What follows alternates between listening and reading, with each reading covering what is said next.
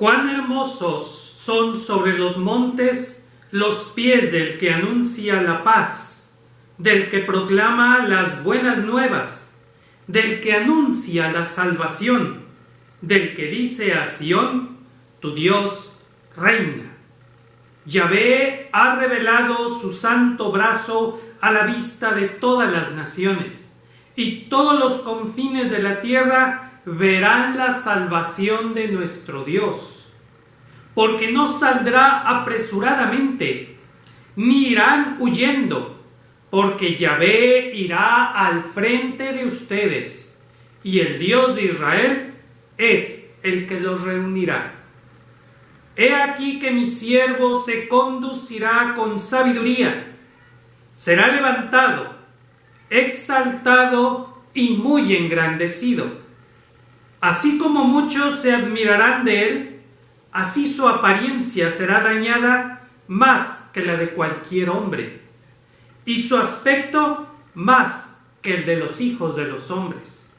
Este purificará a muchas naciones. Los reyes cerrarán su boca a causa de él, porque verán lo que nunca les había sido contado y entenderán lo que nunca habían oído. ¿Quién ha creído a nuestro anuncio? ¿A quién le ha sido revelado el brazo de Yahvé? Creció ante él como un infante, y como raíz de tierra seca, no tenía buena apariencia ni esplendor. Lo miramos, que no tenía buena apariencia, y lo negamos. Despreciado y humillado por los hombres, varón de dolores y experimentado en sufrimientos. Escondimos de él nuestro rostro, lo despreciamos y no lo estimamos. Ciertamente él llevó nuestras enfermedades y sufrió nuestras aflicciones, y nosotros le tuvimos por golpeado, por herido por Dios y afligido. Él fue entregado a la muerte por causa de nuestros pecados. Fue humillado a causa de nuestra iniquidad. El castigo por nuestra paz cayó sobre él, y por sus llagas seremos restaurados. Como ovejas todos nosotros nos descarriamos, cada quien se volvió por su propio camino. No obstante, Yahvé hizo caer sobre él los pecados de todos nosotros. Se ofreció y fue humillado, pero no abrió su boca. Como cordero fue llevado al matadero. Como una oveja que permanece muda ante el esquilador, no abrió él su boca. A la cárcel y al juicio fue llevado, y su generación, ¿quién la relatará? Porque él fue cortado de la tierra de los vivientes, y por los desobedientes de mi pueblo fue ofrecido. Se dispuso con el perverso su sepultura, pero con el rico estuvo en su muerte, aunque no cometió perversidad ni hubo engaño en su boca. Con todo, Yahvé quiso humillarlo y someterlo a sufrimiento, y él se entregó a sí mismo como ofrenda por el pecado, para ver descendencia y largos días. También la voluntad de Yahvé prospera en su mano. Debido al dolor de su alma, él verá y quedará satisfecho. Con entendimiento librará de culpa a los que hacen la voluntad divina, por cuanto él es el siervo y llevará los pecados de muchos. Por lo cual yo pondré su parte entre muchos, y él repartirá el despojo de los poderosos tiranos, porque derramó su vida hasta la muerte y fue contado con los malvados. Él llevó el pecado de muchos e intercedió por todos nosotros. Al dar inicio a un nuevo mes, nos presentamos delante de ti para postrarnos en adoración reverente, reconociendo tu grandeza, reconociendo tu amor, reconociendo tu sabiduría. Ilumínanos y guíanos para que a través de cada predicación podamos percibir con claridad tu dulce voz y entender con exactitud tus instrucciones de vida para nosotros. Así oramos, confiando en que tú, nuestro buen pastor, nos guiarás a campos delicados y junto a aguas de reposo nos pastorearás. Este nuevo mes, nuestra provisión y nuestra protección proceden de ti, como siempre y para siempre, en Cristo Jesús. Amén. Bienvenidos a una nueva predicación dominical. El título de la predicación del día de hoy es Higuera y está basado en el Evangelio de Marcos capítulo 11, versos 12 al 14. Los leo, pero pongan mucha atención a la lectura porque es el detalle en la lectura, leída por supuesto con sumo cuidado, lo que nos permite entender el énfasis. Y al día siguiente, cuando salían de Betania, Jesús sintió hambre. Viendo a lo lejos una higuera con hojas, se acercó a ver si encontraba algo. Al llegar, no encontró más que hojas, porque no era tiempo de higos. Fíjense en esta frase. Entonces le respondió a la higuera, fíjate bien, nunca jamás coma nadie fruto tuyo. Y los discípulos lo oyeron. Ese es el texto. Cuando creímos conocerlo lo suficiente, cuando suponíamos saber su forma de ser, cuando pensábamos entenderlo, Jesús nos vuelve a sorprender gratamente. Jesús hace algo inesperado para nosotros. Esta historia, esta breve, esta pequeña historia, es sorprendente porque nos recuerda que jamás podemos decir que conocemos perfectamente a Jesús. Los discípulos, después de 3 años de convivir con Jesús, lo ven hacer algo que los sorprendió por completo. Nosotros, que venimos considerando el Evangelio de Marcos y también el Evangelio de Juan, nos sorprende esta escena. Y nos sorprende porque no es lo que acostumbrábamos ver de Jesús. Y nos recuerda que Jesús es mucho más grande, mucho más profundo de lo que nosotros suponemos que es. El episodio de la higuera sin fruto es, en realidad, parte de una historia mayor, en la que se va a relatar la invasión que Jesús hace en el templo. Englobando este evento del templo, la historia de la higuera se desarrolla en 2 partes, siendo esta la primera parte. Después viene el episodio del templo y luego se cierra la historia de la higuera. O sea que la higuera como que enmarca, es el marco de la otra historia, de la historia del templo. La interacción de Jesús con la higuera nos sorprende, nos desconcierta, nos asombra. Algunos incluso podrían escandalizarse de la forma en la que Jesús actúa con esta pobre higuera que no tiene la culpa de no tener fruto porque todavía no es el tiempo de fruto. A muchos esta escena los deja con incertidumbre y a otros los lleva a conclusiones precipitadas sobre el carácter de Jesús. O sea, unos piensan, bueno, si Jesús hace eso con la higuera, ¿qué va a hacer con nosotros si ve que no estamos dando frutos? A otros podría decir, bueno, evidentemente el carácter de Jesús es muy voluble. Son conclusiones precipitadas de personas que ven el episodio muy en la superficie de los eventos. Claramente, Una lectura detenida de todo el episodio nos mostrará que el acto de Jesús frente a la higuera es simbólico. Y esa es la palabra clave, simbólico. Jesús va a hacer algo, pero debe de ser interpretado simbólicamente. ¿Qué nos lleva a concluir que es un símbolo? Pues el hecho de que Jesús busca fruto en una higuera cuando no es tiempo de que la higuera dé fruto. El hecho de que es obvio hace que nosotros entendamos que debe de haber algo simbólico. Además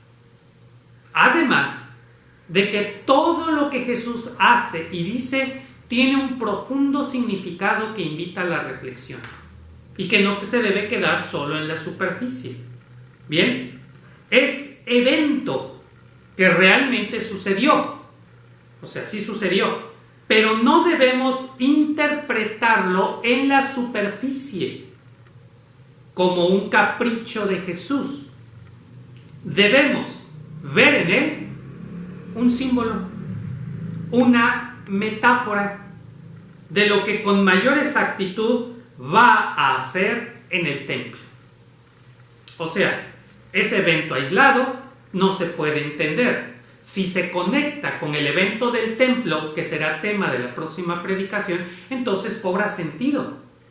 Y eso es exactamente lo que sucede en la vida de Jesús. Un evento aislado en la vida de Jesús, una frase aislada en la vida de Jesús, se puede malinterpretar.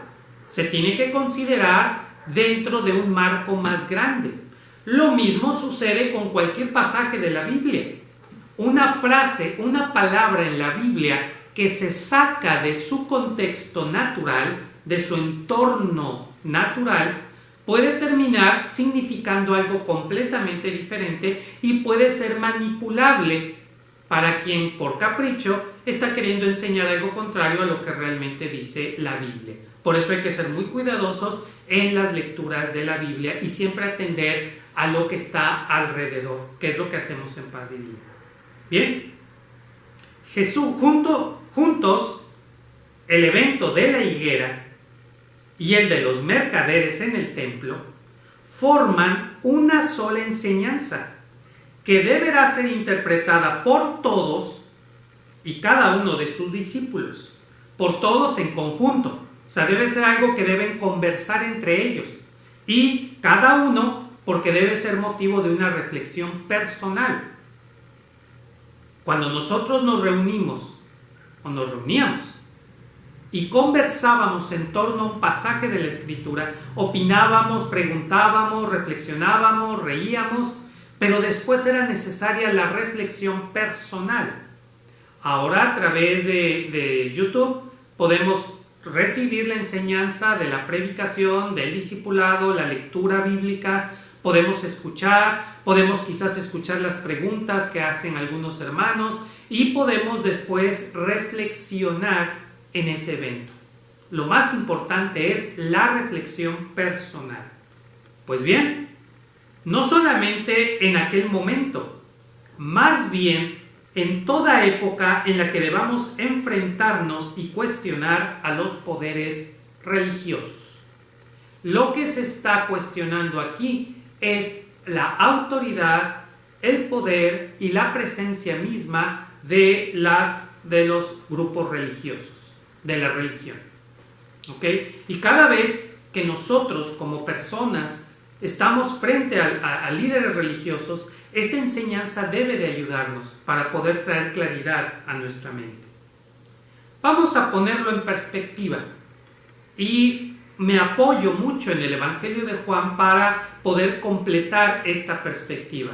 En la predicación pasada habíamos dicho que Jesús, el texto de la Biblia dice que Jesús entró a Jerusalén montado en un burrito y que fue un gran evento y que luego Jesús llegó al templo, que vio todo y que se regresó a Betania. Ahora estamos en el día siguiente, lo que corresponde al día lunes. Y Jesús sale de Betania, va hacia Jerusalén y en el camino se encuentra esta higuera. Bien, vamos a poner las piezas que faltan en este rompecabezas. Jesús pasó la noche en Betania. Eso nos queda claro. Seguramente con buenos amigos que le ofrecieron con gusto alojamiento, como se puede concluir leyendo otros evangelios, en especial el de Juan. O sea, leyendo el evangelio de Juan, nos queda claro que Jesús debió pasar la noche en casa de Lázaro. Lázaro y sus hermanas vivían en Betania. Betania, en la época de Jesús, era más o menos como una colonia, una villa de gente riquilla, de gente de clase alta. ¿Okay? O sea, Betania no era tanto un pueblito, sino era más bien una de estas colonias que se construyen a las afueras de la ciudad. O sea que para llegar a ella tienes que salir de la ciudad y atravesar un poco de bosque o de campo, y llegas a esas colonias que son así como medias exclusivas, que para entrar te piden que la credencial de lector, que te identifiques, ¿verdad? Y al entrar pues están todas las casas, una por acá, otra por allá, y hay mucho campo y todo. Más o menos así era Betania en la época de Jesús. Y en Betania vivían muchas personas de la clase alta. Lázaro era uno de ellos. Busquen en el Evangelio de Juan esta experiencia de cuando Jesús va a resucitar a Lázaro, y ahí les explico más detalles acerca de la gente que vivía en Betania, la importancia que tenía Lázaro y por qué es que Jesús realiza este evento de resucitar a Lázaro, de hacerlo despertar de su fallecimiento. Bueno, el caso es que Jesús pasó la noche en la casa de Lázaro. Eso podemos estar absolutamente seguros. La casa de Lázaro era una casa de una gente bien acomodada, en donde seguramente Jesús y sus apóstoles podían dormir cómodamente. ¿Okay? Ahí pasó la noche, porque además cada vez que Jesús iba a Jerusalén pasaba por Betania, y Jesús acostumbraba a visitar a su amigo Lázaro. Bien, podemos estar seguros de que por la mañana del lunes, antes de salir de casa, Jesús debió disfrutar de un delicioso desayuno. No, ¿qué desayuno? Almuerzo. Bueno, por acá en nuestras regiones le llamamos desayuno a una tacita de café y un panecito, ¿verdad? O un cóctel de frutas, ¿verdad? Y almuerzo ya es algo un poquito más grande, ¿no? Unos chilaquiles con una carne asada, con unos frijolitos refritos, con sus totopitos, ¿verdad? Un jugo de naranja, ¿verdad? Y otro cafecito con otra pieza de pan, ya para rematar y amarrar bien el almuerzo, ¿verdad? Bueno, estamos seguros que Jesús debió de haber disfrutado de un buen almuerzo, preparado, y con su guacamole, obviamente un buen guacamole, ¿verdad? O una salsita de molcajete, digo ya de perdiz, ¿verdad? Y un postrecito, ¿verdad? Pues si ya había desayunado café y pan, pues en lugar de café y pan, pues un postrecito, algo así como fresas con crema. Bueno, el caso es que Jesús debió de haber disfrutado junto con sus apóstoles, con sus 12, ¿verdad? Y las mujeres que lo acompañaban, debió de haber disfrutado de un delicioso almuerzo preparado con amor por sus anfitriones. Eso es propio de nuestra cultura y propio de la cultura judía. La cultura judía de aquella época y nuestra cultura de hoy, por lo menos de unos años hacia atrás, se parecía mucho en ese aspecto fundamental de la hospitalidad. Sabemos que Lázaro y sus hermanas amaban a Jesús. Sabemos que Jesús amaba a Lázaro y a sus hermanas. Sabemos que se consideraban, y que mucha gente alrededor de ellos los consideraban como muy buenos amigos. ¿Cómo creen que pasó esa mañana Jesús en casa de Lázaro? ¿Ustedes creen que lo dejarían irse sin desayunar? ¿Ustedes creen que lo dejarían irse así nada más con un jarro de café y una pieza de pan? Claro que no, era una fiesta. Recibir a Jesús era una fiesta. Yo sé que ustedes me entienden en el sentido de que cuando recibíamos el grupo de discipulado en nuestra casa, era una verdadera fiesta, era un honor de verdad, no honor nomás así de dientes para afuera. Recibir el discipulado en nuestra casa por un día, un mes, un año, una década, fue un privilegio, porque ahora no nos reunimos, fue un privilegio que Jesús te otorgó a ti.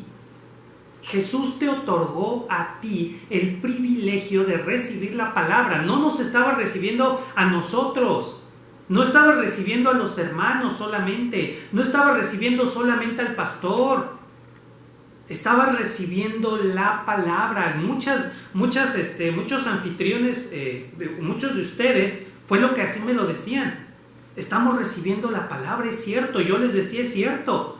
No es tanto a nosotros como personas, sino lo que recibimos es la palabra. Ya la actitud con la que cada uno llegara ya es otra cosa, pero estás recibiendo la palabra divina se va a proclamar en tu casa. En tu casa va a haber conversiones, en tu casa va a haber oportunidades de arrepentimiento, en tu casa se va a revelar verdades profundas, en tu casa se va a hacer realidad el anhelo divino de fraternidad. Si nosotros fallamos en esa fraternidad es cosa nuestra como humanos. Pero el anhelo divino es vernos reunidos en una casa compartiendo los alimentos alegremente. Fuéramos 3 o 4, había grupos de discipulado que éramos 3 o 4 personas. 5, cuando alguien llegaba así por accidente, ahí yo nomás venía a visitar, pues siéntate, pues ya te tocó. Y había grupos de discipulado que éramos 22, 25 personas en sus momentos de mayor asistencia. No importa, recibiste la palabra, fue tu privilegio. Fuiste elegido por el Eterno para que tu hogar recibiera la palabra. Y fue motivo de satisfacción para ti. Motivo de gozo, de alegría. Y para ti era un día especial. El resto de la semana podía estar de cabeza tu vida. Pero el día del discipulado era el día especial para ti. Era tu día. Era el día en que ponías a todo mundo en casa a hacer qué hacer, a ayudar, a preparar todo. Era el día en que sabías que por un momento la cotidianidad y el aburrimiento de tu casa se iba a poner en pausa para recibir la palabra y tener un momento de gozo, de paz, de refugio. De hecho, algunos de ustedes extrañan o extrañaron el ya no poder recibir al discipulado, o cuando el discipulado cambió de casa por X o por Y motivo, y lo extrañas. Pero dale gracias al Eterno, porque otros hermanos, otras hermanas quisieron recibir el discipulado en su casa, pero por 1000 motivos no pudieron. Y tal vez le preguntaron al Eterno, ¿por qué yo no puedo recibir el discipulado? Yo quisiera recibir el discipulado en mi casa, yo quisiera recibir a los hermanos, pero a lo mejor ni casa tenías, o en tu casa no te permitían que llegaran aleluyos, o había 1000 motivos. Y le preguntabas al Eterno. Gracias a nuestro amado papito. Gracias. Cuando hemos tenido la oportunidad de ser anfitriones. Y de la misma manera, Lázaro y sus hermanas debieron haber preparado el almuerzo más delicioso esa mañana para Jesús y sus apóstoles y las mujeres que lo acompañaban y todo lo que lo acompañaban. Pues era una fiesta eso. Debió de haber sido un verdadero banquete, una fiesta. Y Jesús salió de Betania con el estómago lleno y el corazón contento, feliz de haber convivido esa mañana con muy buenos amigos. Qué hermosa es esa fraternidad alrededor de la palabra.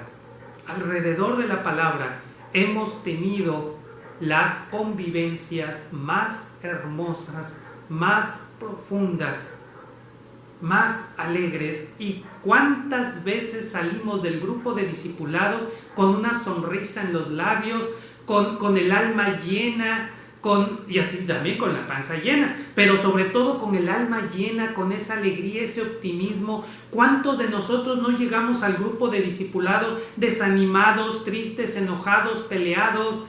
Y en el transcurso de esa reunión, de estar escuchando la palabra divina, nuestro corazón se encendía como un fuego dentro de nosotros, como dijeron los caminantes de Maús. No ardían nuestros corazones cuando nos abría las escrituras y nos explicaba la palabra. Qué hermosos momentos, qué fascinantes momentos. He sido movido en este momento para decirles esto. Qué hermosos momentos disfrutamos. Por tanto, regresamos a la predicación del día de hoy. No sé para quién fue esto. Por tanto, esta frase de que al salir de Betania sintió hambre es, pongan mucha atención, es la idea de uno de los discípulos, que al ver a Jesús acercarse a la higuera, debió de haber dicho: Jesús tiene hambre. Como muchas veces nos sucede. ¿Te ha sucedido? ¿A poco no?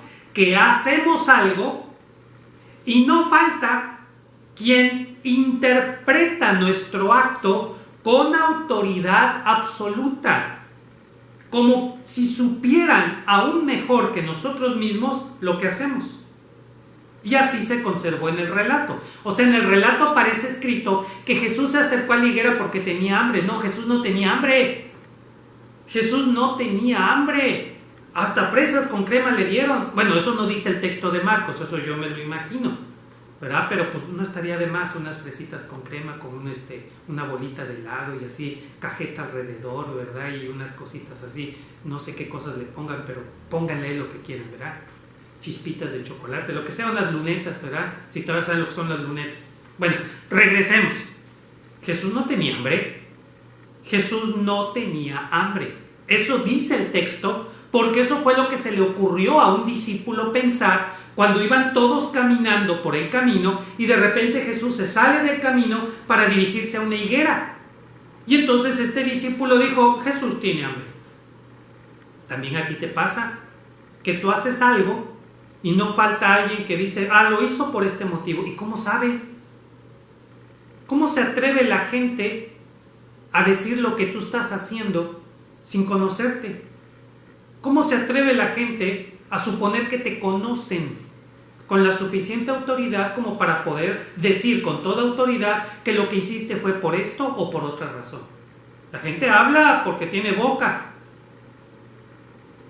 Lo misterioso del acto de Jesús al acercarse a la higuera es que, aunque tiene ya hojas verdes que la adornan, aún no tiene fruto.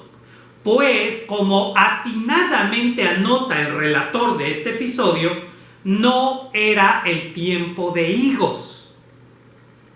Seguro estoy que aún no es el tiempo de higos. Debió de haber sido el comentario de algunos de los discípulos que en voz alta parecían quererle enseñar a Jesús sobre la higuera.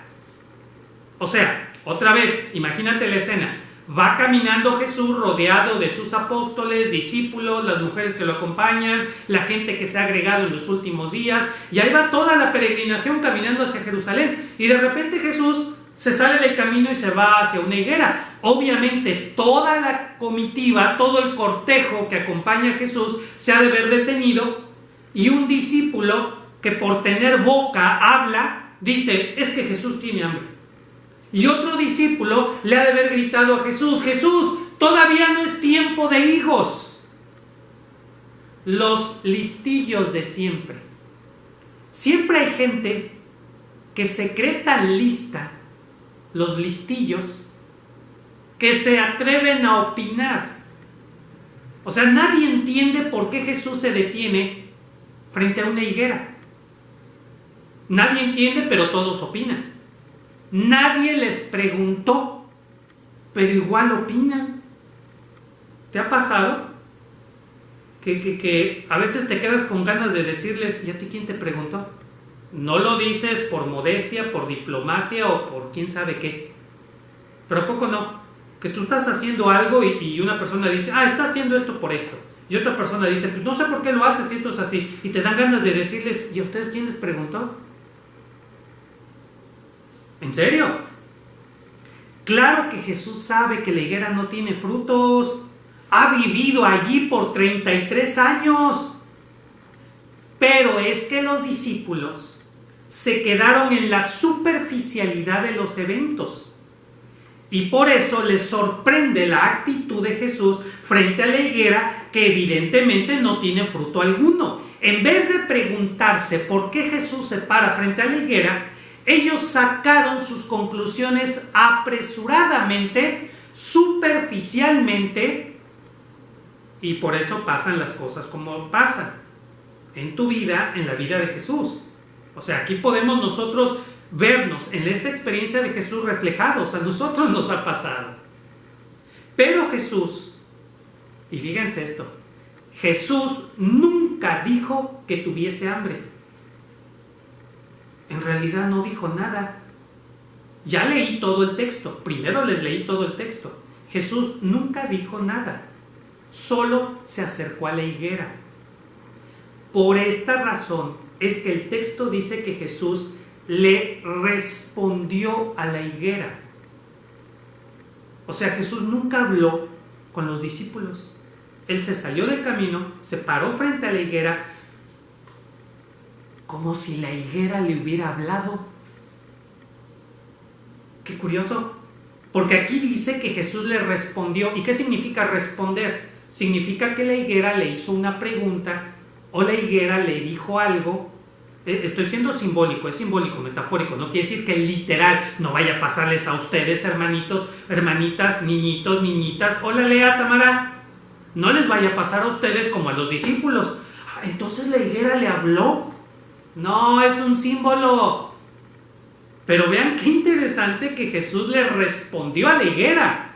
O sea, es como si Jesús le dijera a sus discípulos: estoy hablando con la higuera, no con ustedes. Ah, sí, estoy hablando con el dueño del circo. Ya ustedes conocen el resto, y si no conocen el resto, mejor. Pregúntenles a gente más adulta, niños, niñitas. Pero es un dicho que teníamos antes, ¿verdad? Medio fuerte, ¿verdad? Porque lo decíamos en la adolescencia, en la juventud. Bueno, en mi adolescencia, en mi juventud, así sucedía cuando uno se metía en una conversación, ¿verdad? Que no era, ¿verdad? Terminaban diciendo: estoy hablando con el dueño del circo, o estoy hablando con, no sé. A veces había unas mucho más fuertes. Pero es lo que Jesús estaría diciendo: estoy hablando con la higuera. Me salí del camino para hablar con la higuera, no con ustedes. O sea, ¿ustedes qué están hablando? ¿Qué están diciendo? Qué interesante, ¿eh? Qué interesante. Y Jesús hace una declaración solemne a oídos de todos los presentes, en la que expresa que esa higuera no dará fruto nunca más. Y regresó al camino y siguió caminando Jesús. Porque la plática era, ¿verdad? Como decían, ¿verdad? Aquí corta, ¿verdad? Luego así estaban dos personas platicando y se metía alguien más, ¿verdad? En el chisme, ¿verdad? Y no faltaba el que decía: oye, mira, aquí corta. O sea, la conversación es aquí y aquí. O sea, tú que llegas por acá, no, mira, aquí corta. Así les dijo Jesús. Es que la higuera solamente ha servido a un propósito didáctico. Pero para que se aprecie la enseñanza, se necesita la humildad para ser educado. O sea, necesitamos tener esa humildad de: enséñame, déjame instruirme. Pero cuando uno ya sabe, cuando uno ya tiene las respuestas, pues ¿cómo va a aprender? Esa gente que siempre cree tener las respuestas, que siempre cree tener la opinión correcta, pues ¿cómo va a aprender? Muchas veces cometemos el error. Fíjate bien, dale un codazo al que tienes ahí al lado. Sí, dáselo, hombre, no te va a pasar nada. Bueno, no sé cómo vaya a reaccionar, ¿verdad? Mejor no sé. No, ya se lo diste, ya que verá. Muchas veces cometemos el error de juzgar sin conocer, de opinar sin saber, de actuar sin entender, de hablar sin razón alguna. ¿Saben qué es? Es la soberbia. Esa, la soberbia, nuestra fiel compañera a lo largo de la vida, que nos hace creer, hay que echarle la culpa a alguien, ¿verdad? A la soberbia, que nos hace creer que todo lo sabemos. ¿A poco no? ¿Te ha tocado conocer gente así? Todo lo sabe. Oye, ¿esto qué será? Ah, de ser esto. Oye, se ve el cielo rojo. Ah, es que explotó una bomba atómica. Oye, está haciendo mucho aire. Ah, es que está entrando el norte. O sea, ¿ya revisaste? ¿Ya te fijaste? No, pero pues yo me imagino. Oye, ¿a poco no? Es la soberbia, nuestra fiel compañera a lo largo de la vida, que nos hace creer que todo lo podemos, que somos buenos. Si yo soy bueno, pastor, bueno para... Sigo. Que no cometemos errores. Yo no cometí error. No, lo que pasa es que los demás se equivocaron.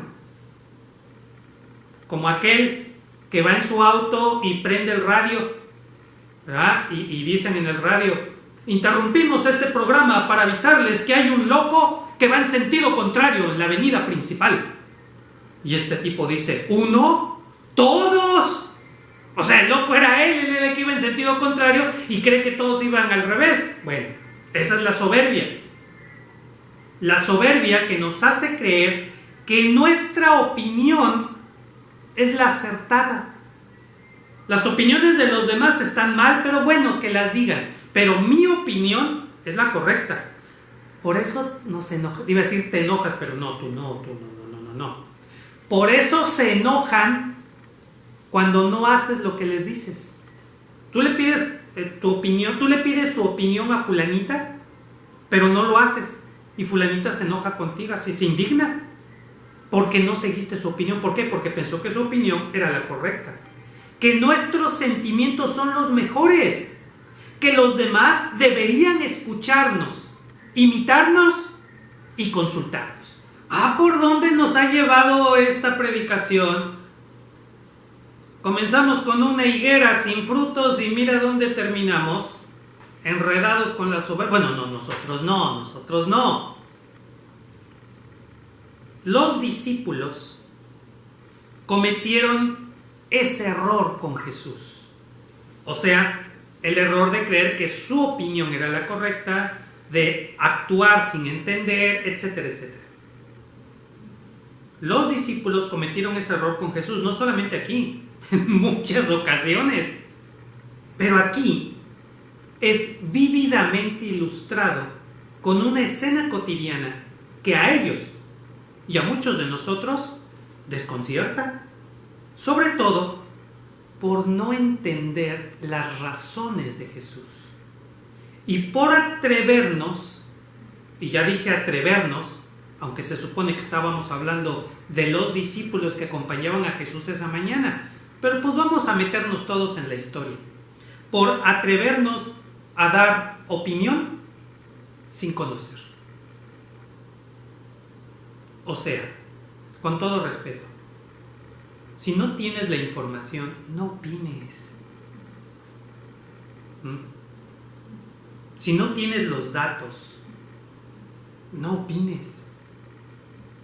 Si vas así de pasando y oyes una noticia, siéntate, ve bien la noticia, entérate bien antes de dar una opinión. No sea que terminemos diciendo cosas que no tienen ni pies ni cabeza, porque no supimos bien ni de lo que se estaba hablando. Seamos precavidos al dar nuestra opinión. No juzguemos solo por la superficie. Si no tenemos la capacidad de entender por qué una persona hace tal o cual cosa, mejor no la juzguemos. Mejor. Oye, ¿tú qué opinas de lo que hizo fulanito? Pues no sé. No, pero ¿tú qué opinas? Es que mira, lo que hizo fue muy malo. No, pues yo no sé. Yo no sé ni cuándo lo hizo, ni por qué lo hizo, ni cuál es el contexto, ni nada. Fíjense qué interesante historia.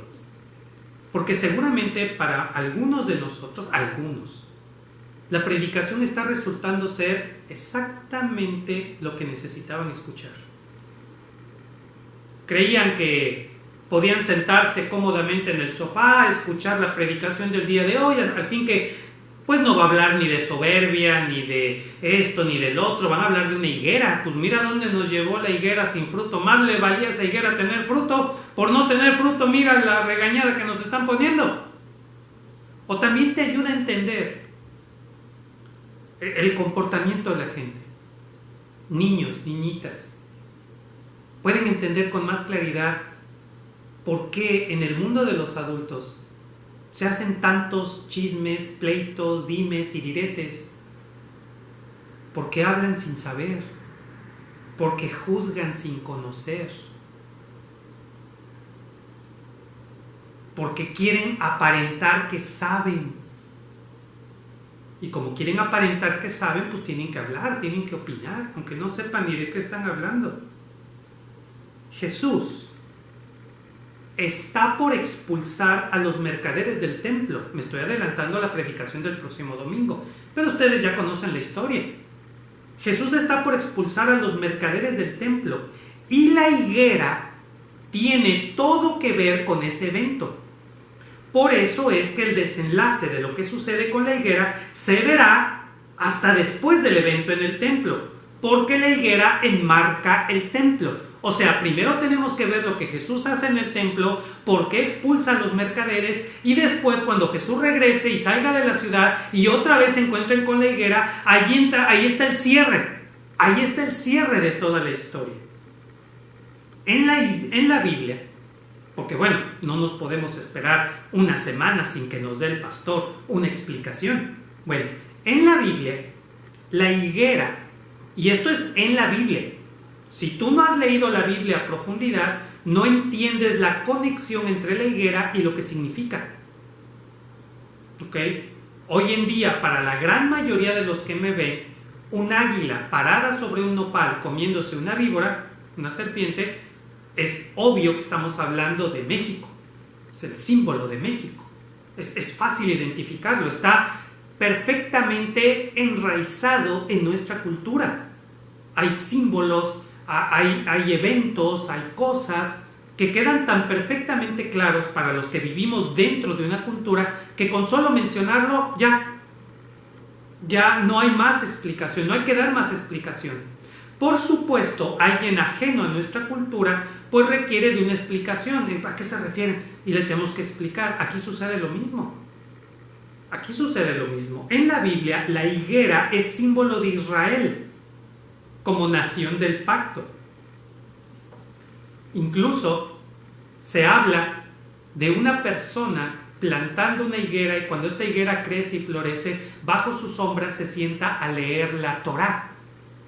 Es lo que hizo uno de los futuros discípulos de Jesús, cuando alguien viene a llamarlo y este va a buscar a Jesús y Jesús le dice: antes de que vinieras yo te vi debajo de la higuera. Recuerdan, está en el Evangelio de Juan, porque es un símbolo.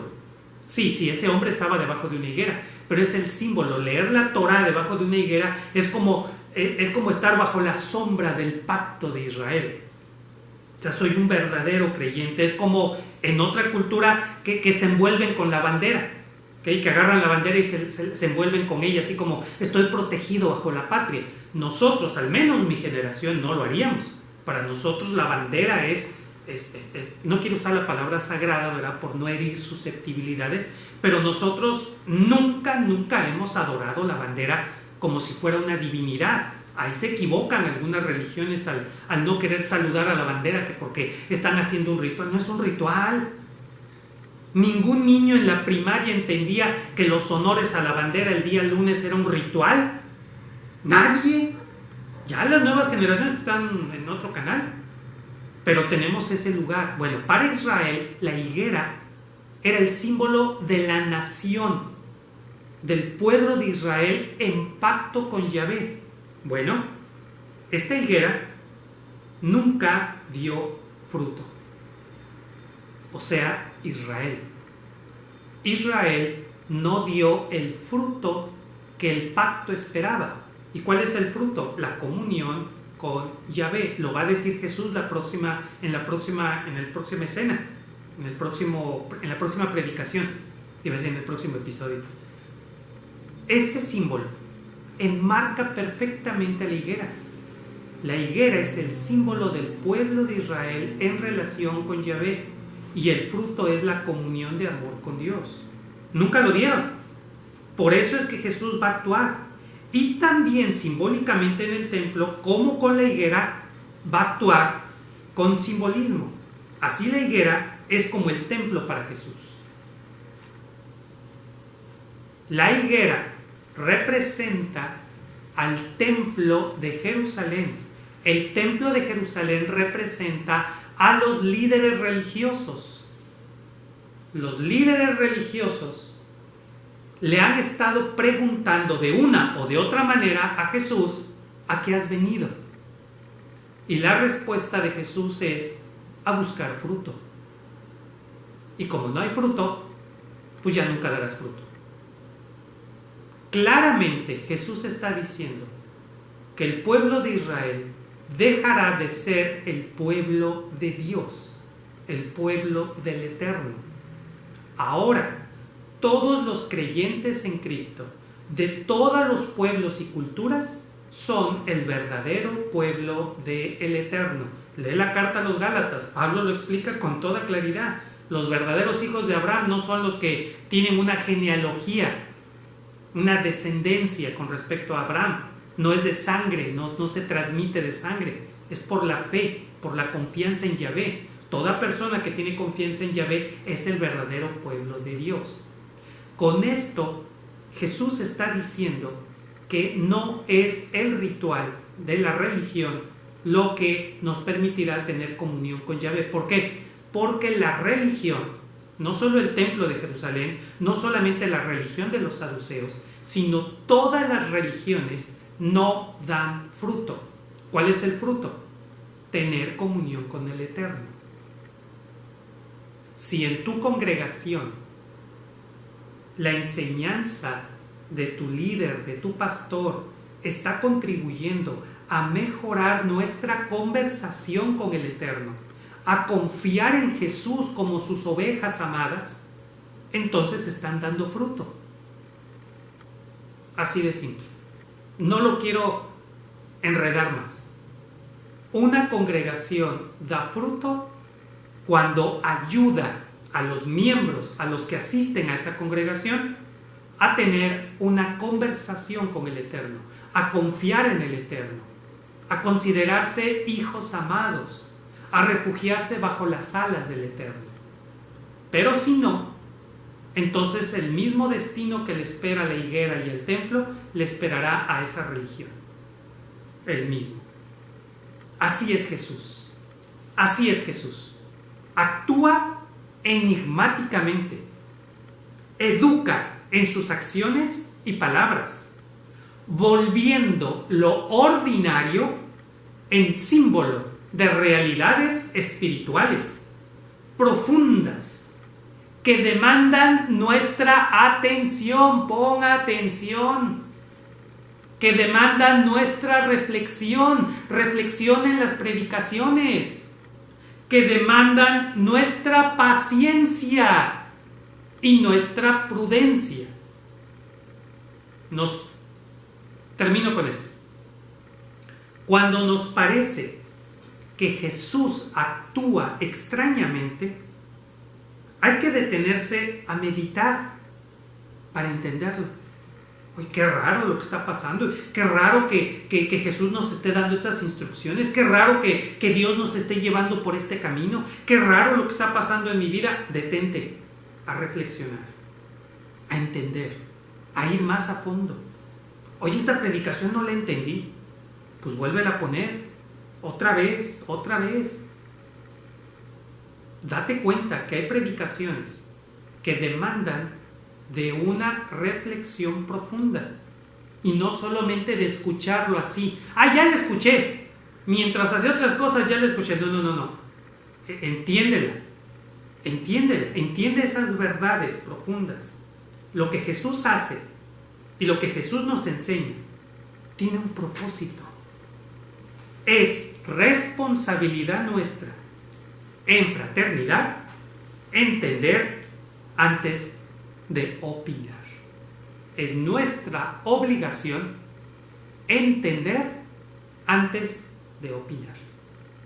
Amén. Amén. Puestos en pie, recibamos la bendición pastoral.